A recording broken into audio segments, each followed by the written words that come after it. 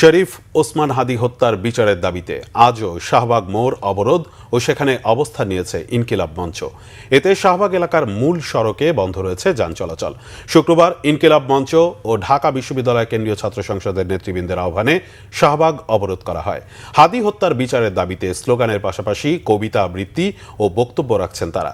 সকালে হাদির কবর জিয়ারতে বিএনপির ভারপ্রাপ্ত চেয়ারম্যান তারেক রহমান শাহবাগ এলাকায় এলে সাময়িকভাবে অবস্থান কর্মসূচি স্থগিত রাখা হয়।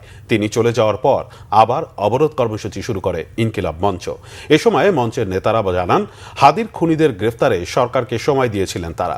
সরকার ব্যর্থ হওয়ায় এখন তাদের আবার আন্দোলনের কর্মসূচি চালাতে হচ্ছে। খুনিদের গ্রেফতারই এর একমাত্র সমাধান বলে মন্তব্য তাদের। যদি এর বিচার না করে তাকে কোন লেভেলের আপনার এর দিতে হবে, প্রতিদান দিতে হবে, এটা হয়তোবা তার জানা নেই।